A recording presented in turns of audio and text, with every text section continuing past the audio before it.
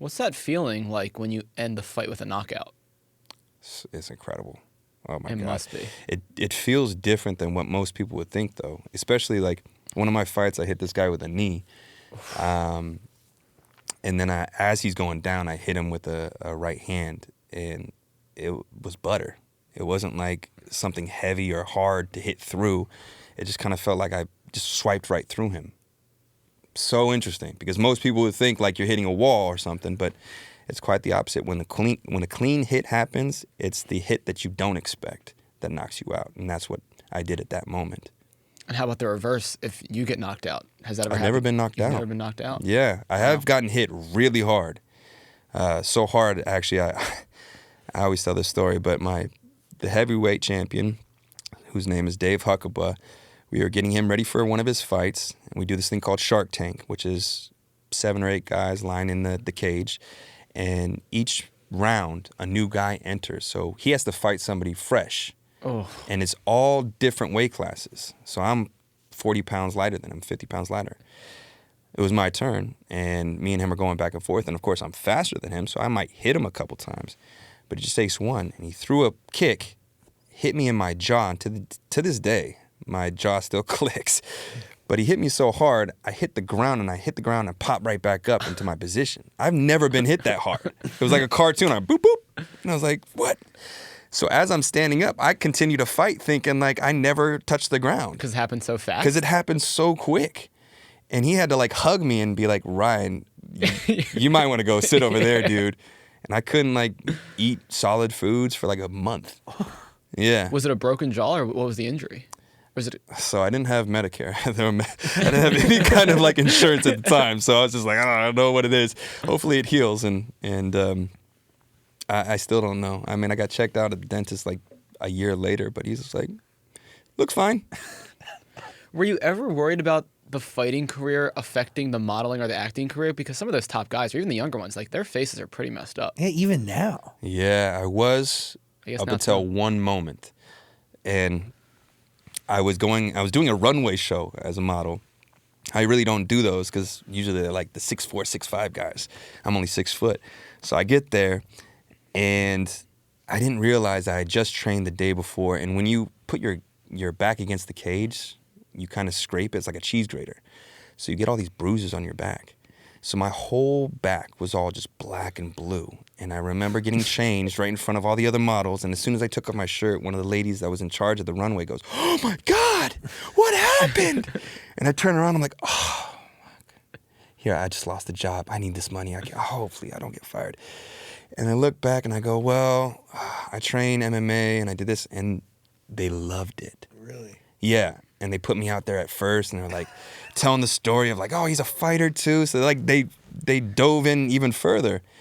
So I'm like, oh, okay. Well, then I don't have to worry about it. So I'd show up with black eyes. I'd show up with like jacked up noses and my ears would be all puffy sometimes. And do those same rules apply on really expensive major TV shows? Depends on the show. In one show specifically, they made me write into my contract I couldn't fight. And for those 9 months, I was going insane. Really? I was just hitting the heavy bag. Yeah, I think I'd gained like 30 pounds within a month and a half. It's just straight muscle because I kept on working out and just eating like crazy and hitting the heavy bag. Because you just had nothing really to do. Yeah, I was like, I got to spar. I gotta do something. It's part of my life. I've been doing it for 20-something years now. So, and I never want to lose it.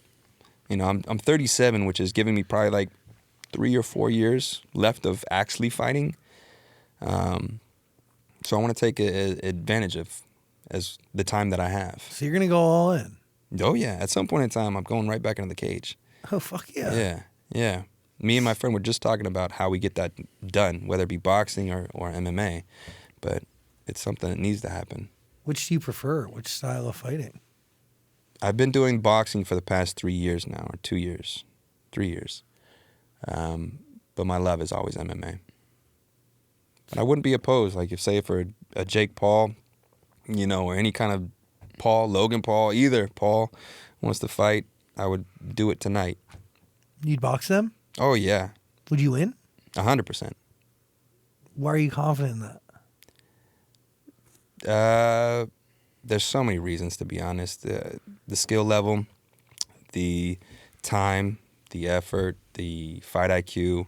There's so many reasons. Plus, I'm not 58 years old. When you watch Jake Paul fight, what do you think? I think he's developed into a good boxer. But is he pro like a lot of the other fighters that I would